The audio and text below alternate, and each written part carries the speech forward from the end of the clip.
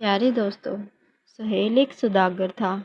ایک دفعہ وہ ایک درخت کے نیچے بیٹھ کر کھجوریں کھا رہا تھا کہ ایک جن نمودار ہوا اور کہنے لگا کہ تو نے جو کھجور کی گٹلیاں پھینکی ہیں، ان میں سے ایک گٹلی میرے بیٹے کو لگی، جس کی وجہ سے وہ زخمی ہو گیا۔ اب میں تجھے قتل کر دوں گا۔ سہیل بہت گھبرایا، پھر کہنے لگا کہ آپ مجھے 1 سال کی مدت دیں تاکہ میں قرض خواہوں کا قرض ادا کر سکوں۔ سال گزرنے کے بعد میں خود ادھر حاضر ہو جاؤں گا۔ جن نے سہیل کی یہ درخواست قبول کر لی۔ سہیل اپنے گھر گیا اور سب کا قرض ادا کیا، بیوی بچوں کو سمجھایا اور سال پورا ہونے پر سب کو روتا چھوڑ کر حسب وعدہ اس درخت کے نیچے آ کر بیٹھ گیا۔ ابھی اس کو آئے ہوئے زیادہ دیر نہیں گزری تھی کہ ایک بوڑھا شخص ایک ہرنی کے گلے میں رسی ڈالے سامنے آیا اور سہیل سے کہنے لگا، میں پوچھ سکتا ہوں کہ آپ کون ہیں اور اس جنگل میں کیا کر رہے ہیں؟ سہیل نے سارا ماجرا سنایا۔ تھوڑی دیر بعد ایک شخص 2 کتوں کی زنجیر پکڑے ہوئے آیا اور حال دریافت کرنے لگا۔ جب اس نے یہ قصہ سنا تو وہ بھی ٹھہر گیا۔ اچانک وہی جن سامنے آ گیا۔ اس نے سہیل کو مارنے کے لیے تلوار اٹھائی تو ہرنی والا بوڑھا آگے بڑھا اور جن سے کہنے لگا کہ اس ہرنی کی عجیب و غریب کہانی ہے، میں آپ کو سناتا ہوں۔ اگر آپ کو پسند آئے تو سہیل کی آدھی سزا معاف کر دیجیے گا۔ جن نے کچھ دیر سوچنے کے بعد بوڑھے آدمی کی یہ پیشکش قبول کر لی۔ ہرنی والے بزرگ نے تب اپنی داستان اس طرح سے شروع کی۔ اس نے کہا، یہ ہرنی میری دوسری بیوی ہے۔ اب سے 30 سال پہلے اس سے میری شادی ہوئی تھی۔ پہلی بیوی سے میرا ایک بیٹا تھا۔ پہلی بیوی فوت ہو گئی۔ مجھے ایک سفر پر باہر جانا پڑا۔ میں نے بیٹے کو اپنی دوسری بیوی کے حوالے کیا اور خود ملک سے باہر چلا گیا، لیکن اس بدبخت پہلی بیوی نے میرے جانے کے بعد جادو سے میرے لڑکے کو بچڑا بنا کر گوالوں کے ہاتھ فروخت کر دیا۔ اتفاق سے میرے ملازم کی بیٹی کو اس بات کا علم تھا۔ وہ اس جادو کا توڑ بھی جانتی تھی۔ جب حقیقت کا پتہ چلا تو مجھے اتنا صدمہ ہوا کہ بیان نہیں کر سکتا۔ خیر میں اس خادم کے گھر گیا اور لڑکی سے کہنے لگا، اے لڑکی، اگر تم کسی طرح سے انسانی روپ میں واپس لا سکتی ہو اسے تو میں تمہیں اتنی دولت دوں گا کہ زندگی بھر کسی مشقت کی ضرورت نہ رہے گی۔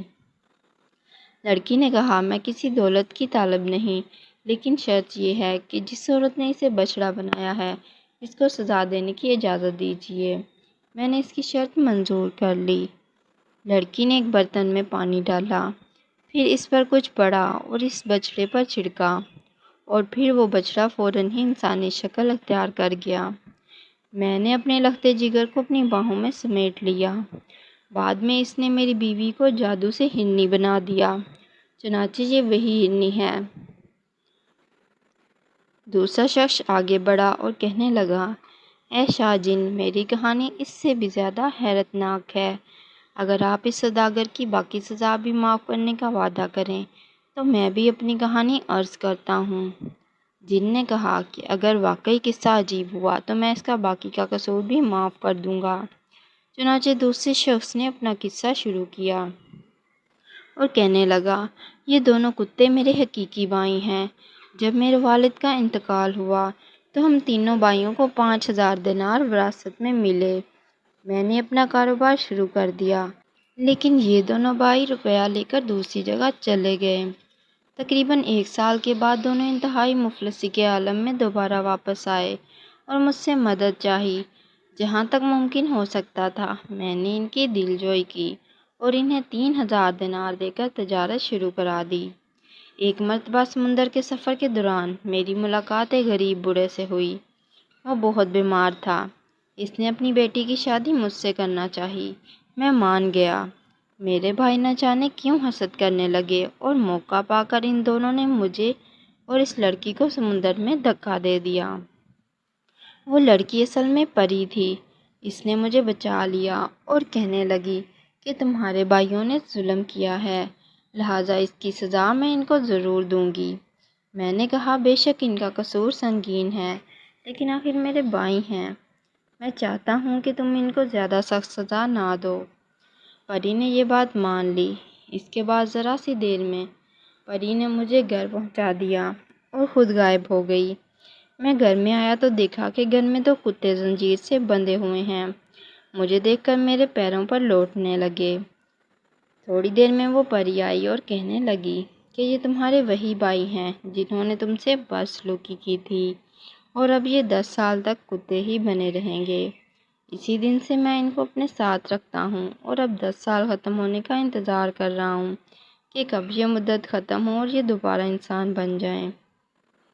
جن کہنے لگا، واقعی تم دونوں کی کہانیاں عجیب تھیں، اس لیے میں اس کی سزا معاف کرتا ہوں۔ یہ کہہ کر جن غائب ہو گیا۔